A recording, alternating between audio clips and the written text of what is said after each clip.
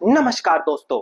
मैं दीपक शर्मा अंग्रेश आपका स्वागत करता हूं द लीगल चैम्बर में। अब दोस्तों, आज हम सुप्रीम कोर्ट की तरफ से जारी की गई बिल्कुल नई जजमेंट के ऊपर बात करने वाले हैं।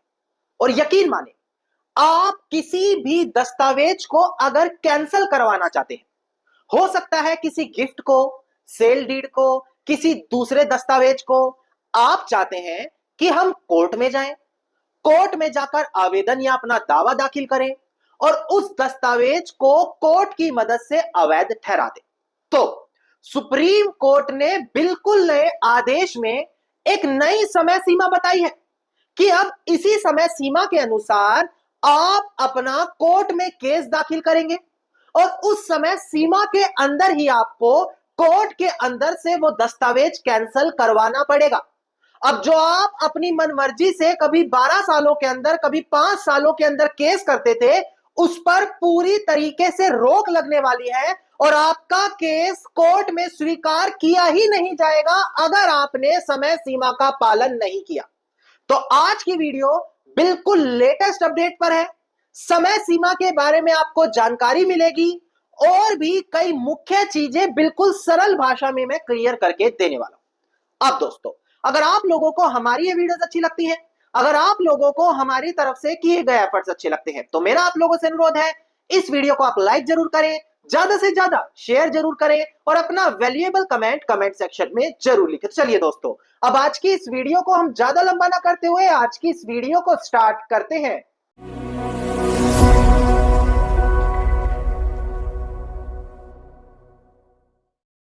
अब दोस्तों, सबसे पहले वीडियो की स्टार्टिंग में एक महत्वपूर्ण जानकारी अपने सभी व्यूअर्स को मैं दूं। देखिए, मैंने अपने व्यूअर्स के लिए एक फ्री व्हाट्सएप चैनल बनाया है। जो भी लीगल अपडेट्स आ रही हैं, जो भी नई जानकारी आ रही है, जो भी नए आदेश आ रहे हैं, हम उस व्हाट्सएप चैनल पर अपने सभी लोगों को प्रोवाइड कराने वाले हैं। अगर आप भी हमारी उस व्हाट्सएप फैमिली का हिस्सा बनना चाहते हैं, तो इसी वीडियो के डिस्क्रिप्शन में आपको एक लिंक मिलेगा। मात्र उस लिंक पर क्लिक करना है और आप हमारे साथ हमारी व्हाट्सएप फैमिली का हिस्सा बन जाएंगे। अब हम बढ़ते हैं अपनी आज की इस वीडियो की ओर। देखिए, सबसे पहले हम आपको बताते हैं दस्तावेज कैंसल का दावा कौन सा होता है। देखिए, कई बार सुनने को मिलता है कि उस व्यक्ति ने धोखे से हमसे बैनामा करवा लिया, धोखे से जमीन गिरवी रखवा ली, धोखे से गिफ्ट डीड करवा ली या धोखे से कोई और दस्तावेज करवा लिया। नो, क्वेश्चन ये आता है कि अगर आप उस दस्तावेज को कैंसिल कराना चाहते हैं तो कौन सी कानूनी प्रक्रिया अपनानी होती है। ये सब जानते हैं, कोर्ट जाना है, केस करना है, पर किस प्रावधान से करना है, कौन सी धारा के तहत करना है, ये कोई भी नहीं समझाता। देखिए, स्पेसिफिक रिलीफ एक्ट 1963, अगर आप उसका सेक्शन 31 देखते हैं तो वो बताता है कि कब कोर्ट कैंसलेशन के आदेश दे सकता है। मतलब किस किस कंडीशन में, किस किस सिचुएशन में कोर्ट किसी भी दस्तावेज को कैंसिल कर सकता है। आपको इसी सेक्शन 31 के तहत अपना कोर्ट में दावा डालना है, रीजन लिखना है कि आखिरकार क्यों इस दस्तावेज को कैंसिल कराना है।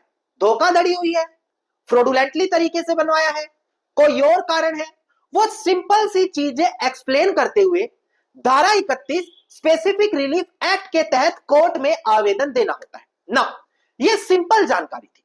अब आखिरकार समय सीमा कितनी है, इसके लिए आपको लिमिटेशन एक्ट 1963 उसके आर्टिकल 59 को देखना होगा। वो बताता है अगर आप किसी भी दस्तावेज के कैंसिल करने की मांग करते हैं तो 3 साल का समय है आपके पास। 3 सालों के अंदर जैसे ही वो दस्तावेज एग्जीक्यूट हुआ या आपकी नॉलेज में आया, आप तुरंत कोर्ट में जाएंगे और 3 सालों के अंदर कोर्ट में अपना दावा दाखिल कर देंगे उस दस्तावेज को कैंसिल कराने के लिए। यह सीधा सीधा आर्टिकल 59 लिमिटेशन एक्ट हमें बताता है ना। कई बार यह देखने को मिलता है कि एक साथ 2 केस किए जाते हैं। उदाहरण के तौर पर आपने दस्तावेज को कैंसिल करने की मांग करी और साथ में संपत्ति पर कब्जा पाने की मांग करी। आपने दस्तावेज को कैंसिल करने की मांग करी, साथ में बंटवारे की मांग करी। आपने दस्तावेज कैंसिल की मांग करी, साथ में परमानेंट इंजंक्शन की मांग करी। तो 2 रिलीफ एक साथ मांगे जा रहे हैं। तो ऐसी कंडीशन में क्वेश्चन आया सुप्रीम कोर्ट के सामने कि अगर दस्तावेज कैंसिल करने की मांग की जा रही है तो 3 साल की समय सीमा है, पर अगर उसी के साथ कोई दूसरी राहत भी मांगी जा रही है तो कितने साल की समय सीमा वहां पर मानी जानी चाहिए। यह चीज सुप्रीम कोर्ट के बिल्कुल नए आदेश में क्लियर की गई है। अब सबसे पहले डिस्प्ले पर देखकर ध्यान दें, मैं केस टाइटल आपको क्लियर करूं, इसके बाद हम केस के ऊपर बात करेंगे। देखिएगा दोस्तों, डिस्प्ले पर केस टाइटल था यहां पर राजीव गुप्ता एंड अदर्स, जो यहां पर अपीलियंट है, versus Prashant Gupta and others जो रिस्पोंडेंट है। इसका सिविल अपील नंबर है 11061 ऑफ 2024 और डेट ऑफ जजमेंट है 23 अप्रैल साल 2025। तो इससे अंदाजा लगाया जा सकता है कि लीगल चैंबर पर हमेशा बिल्कुल लेटेस्ट जजमेंट के साथ आप लोगों को कानून समझाया जाता है। तो इसीलिए मैं अक्सर लोगों से अनुरोध करता हूं कि चैनल को तुरंत सब्सक्राइब करके नोटिफिकेशन बेल आइकन जरूर दबाएं। नाउ प्रेजेंट केस में यही हुआ, एक व्यक्ति कोर्ट से सेल डीड के कैंसलेशन की मांग करता है और साथ में कब्जे की यानी कि सूट फॉर पोजेशन की मांग करता है। पर देखने वाली बात यह है कि जब वह व्यक्ति कोर्ट में यह दावा दाखिल करता है, जब तक जो 3 सालों का समय है आर्टिकल 59 में वो निकल गया होता है। तो कोर्ट कहती है कि आप समय सीमा निकल जाने के बाद कोर्ट में आए हैं तो हम आपकी सुनवाई नहीं कर सकते, आप समय सीमा से बाहर हो चुके हैं। पर जो व्यक्ति कोर्ट में आया है उसका कहना है कि देखो, मैंने साथ में सूट फॉर पोजेशन भी मांगा है और आर्टिकल 65 शेड्यूल 1 लिमिटेशन एक्ट कहता है कि सूट फॉर पोजेशन के लिए 12 सालों की समय होता है। तो मेरा यह केस पोजेशन के हिसाब से देखा जाए, ना कि कैंसलेशन के हिसाब से, और जो 12 साल की समय सीमा है वो मानी जानी चाहिए, ना कि 3 सालों की। यह चीज यहां पर उस व्यक्ति ने मांग की। नाउ यह मैटर लड़खड़ाता हुआ कहीं से कैंसल कहीं से एक्सेप्ट होता हुआ सुप्रीम कोर्ट में पहुंच गया। अब सुप्रीम कोर्ट के सामने क्वेश्चन आया है कि अगर 2 रिलीफ साथ मांगे जा रहे हैं, कैंसलेशन और पोजेशन, तो कौन सी समय सीमा मानी जाएगी? क्या कैंसलेशन के 3 साल गिनेंगे या पोजेशन के 12 साल गिनेंगे?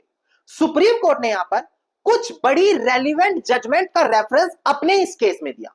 डिस्प्ले पर देखकर ध्यान दें आप। देखिए केस लो है हमारा मालवा वर्सेस कल समारंभा कलम्बा 2024 का ये केस लो है। यहां पर सुप्रीम कोर्ट ने बोला कि देखो, हमें जब लिमिटेशन पीरियड की बात आती है तो डिफरेंट अप्रोच अपनानी पड़ती है।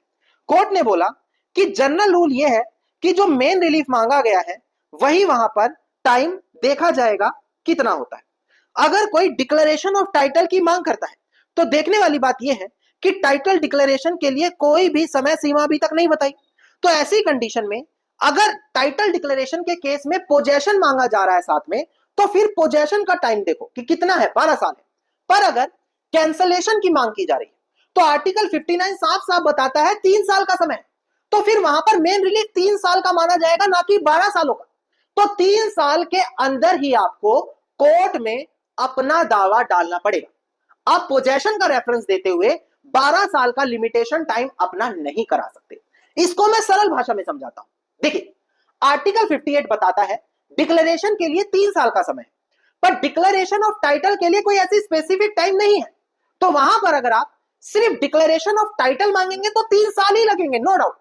पर अगर डिक्लेरेशन ऑफ टाइटल के साथ पोजेशन मांगेंगे तो वहां पर 12 साल लगेंगे, क्योंकि डिक्लेरेशन टाइटल का कोई प्राइमरी लिमिटेशन नहीं है। फिर पोजेशन का प्राइमरी लिमिटेशन यानी कि 12 साल माना जाएगा। पर कैंसलेशन के केस में ऐसा नहीं हो सकता, क्योंकि कैंसलेशन के लिए साफ साफ आर्टिकल 59 बना है। आर्टिकल 59 कहता है 3 साल है, कोर्ट में केस डालो, नहीं डालोगे तो लिमिटेशन टाइम से बाहर होगे, order 7 rule 11 close D CPC 1908 के तहत रोक दिया जाएगा आपको। वहां पर साथ में पोजेशन, पार्टीशन, इंजंक्शन का दावा डालने से कोई फर्क नहीं पड़ेगा, क्योंकि प्राइमरी रिलीफ आर्टिकल 59 3 साल का है ऑलरेडी।